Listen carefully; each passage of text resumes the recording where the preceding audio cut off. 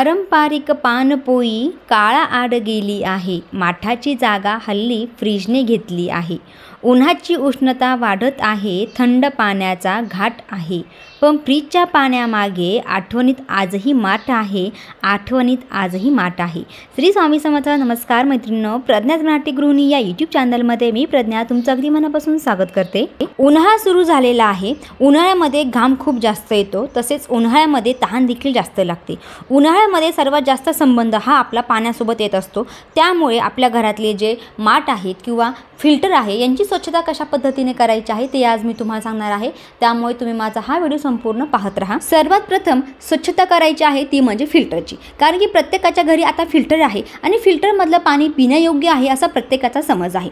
परंतु ते पाणी कधी पिण्यायोग्य असतं? जेव्हा तुम्ही तुमचं फिल्टर स्वच्छ करता तेव्हाच, कारण की फिल्टरमध्ये सुद्धा शेवाळ झालेले असतात किंवा झुरळ गेलेले असतात, मुंग्या गेलेल्या असतात. मग ते पाणी खरंच पिण्यायोग्य आहे का? याने सुद्धा अनेक आजार होऊ शकतात. त्यामुळे प्रत्येकाने आपल्या घरचं फिल्टर 2 ते 3 महिने झाले की स्वच्छ धुवून काढायचं आहे. आता मी माझं फिल्टर 1 ते 1.5 महिना झाले की स्वच्छ धुवून काढते.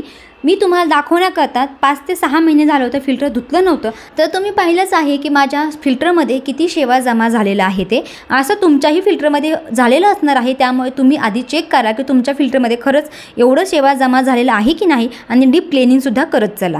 जर तुम्हालाही तुमच्या फिल्टरची डीप क्लिनिंग करायची असेल तर तुम्ही मला कमेंट बॉक्समध्ये नक्की कळवा. मी तुम्हाला स्टेप बाय स्टेप कशा पद्धतीने घरच्या घरी फिल्टर क्लीन करायचं याविषयी माहिती देईल.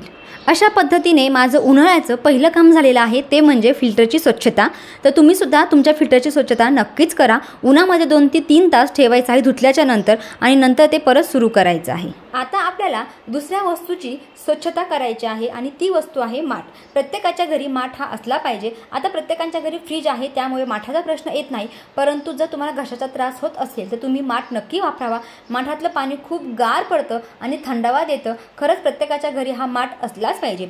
आता माठ जेव्हा नवीन आणतो तेव्हा त्याची स्वच्छता कशा पद्धतीने करायचं ते मी तुम्हाला सांगते. सर्वात प्रथम माठ हा 2 ते 3 वेळा स्वच्छ पाण्याने धुवून काढायचा आहे. त्यानंतर 1 तासभर त्याच्यामध्ये पाणी ठेवायचं आहे व त्यानंतर त्याची स्वच्छता करायची आहे. त्यानंतर माठ हा स्वच्छ घासून काढायचा आहे. त्याच्यासाठी एक घासणी हवी. डिशवॉश किंवा तुम्ही भांड्याची साबण सुद्धा इथे वापरू शकता. 3 ते 4 वेळा माठ हा स्वच्छ घासून काढायचा आहे. असं केल्यामुळे माठामधला जो काळा रंग आहे किंवा माती आहे ते संपूर्ण जाण्यासाठी तुम्हाला मदत होणार आहे. त्यानंतर माठामध्ये 3 ते 4 चमचे मीठ टाकायचं आहे आणि तसंच पाणी भरून ठेवायचं आहे.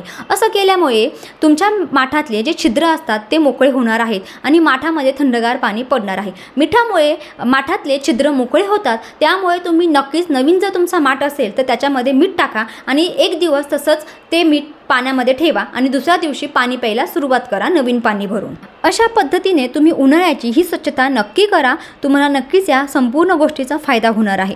व्हिडिओ कसा वाटला कमेंट बॉक्समध्ये मला नक्की कळवा. माझा व्हिडिओ आवडल्यास लाईक करा, शेअर करा आणि माझ्या चॅनलला सबस्क्राईब सुद्धा करा.